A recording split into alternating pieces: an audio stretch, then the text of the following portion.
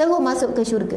Sebab itu, siapa yang nak jadi manusia yang paling bahagia, bahagia di dunia, di kubur, di padang mahsyar, sampailah ke syurga Allah Subhanahu Wa Taala, Nabi beri kita satu laluan percuma, tak perlu dibayar.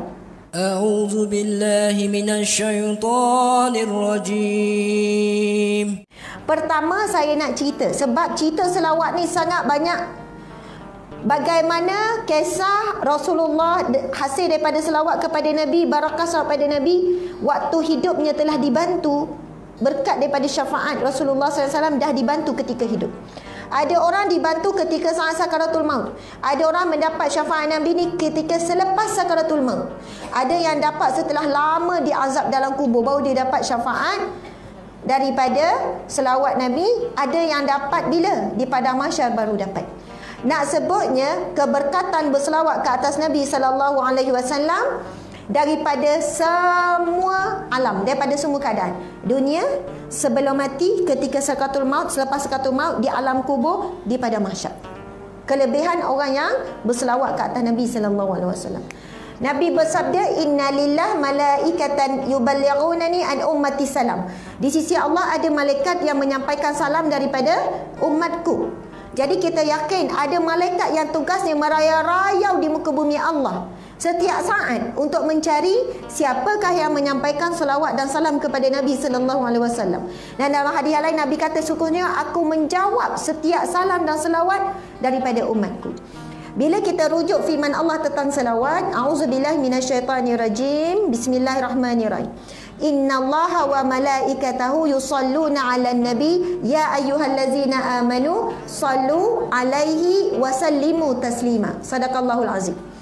Allah berfirman, sesungguhnya Allah dan para malaikatnya berselawat ke atas Nabi.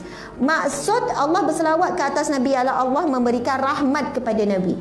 Maksud malaikat memberi selawat kepada Nabi ialah malaikat mohon kepada Allah supaya Nabi diturunkan rahmat. Dan maksud kita pula berselawat ke atas Nabi, Allahumma salli ala Sayyidina Muhammad. Ya Allah, rahmatilah Nabi Muhammad sallallahu alaihi wasallam. Jadi kita kena faham tiga tu. Maksud Allah, Allah bagi rahmat kepada Nabi Muhammad sallallahu alaihi wasallam. Maksud malaikat berselawat pada Nabi, Nabi memohon kepada Allah. Begitu juga kita bila berselawat pada Nabi, kita memohon kepada Allah supaya Allah berikan rahmat kepada Nabi. Allah akan balas bila kita mohon sekali. Nabi bersabda, "Man shalla alayya salatan wahidatan sallallahu alaihi asyara salawat." Barang siapa yang berselawat ke atasku satu kali, siapa yang mohon satu kali dengan Allah supaya Allah merahmatiku, ibarat macam itulah. Siapa yang mohon dengan Allah satu kali supaya Allah merahmatiku, Allah sallallahu alaihi, Allah akan merahmatinya 10 kali. Subhanallah. Memang dengan rahmat Allah kita boleh jadi manusia yang paling bahagia di dunia. Dengan rahmat Allah kita akan jadi manusia paling bahagia bila saat nak mati. Dengan rahmat Allah kita akan jadi manusia yang paling bahagia bila dalam kubur, dapat nikmat kubur. Kita akan jadi manusia yang bahagia di padang mahsyar, dapat nikmat padang mahsyar. Orang lain kepanasan, kita berada di bawah naungan Allah. Kita akan meniti titian sirat tanpa jatuh ke dalam neraka, terus insya-Allah selaju kilat, terus masuk ke syurga. Sebab itu, siapa yang nak jadi manusia yang paling bahagia, bahagia di dunia, di kubur, di padang mahsyar, sampailah ke syurga Allah Subhanahu Wa Taala, Nabi beri kita satu laluan percuma, tak perlu dibayar. Percuma saja, iaitu selawat kepada Nabi.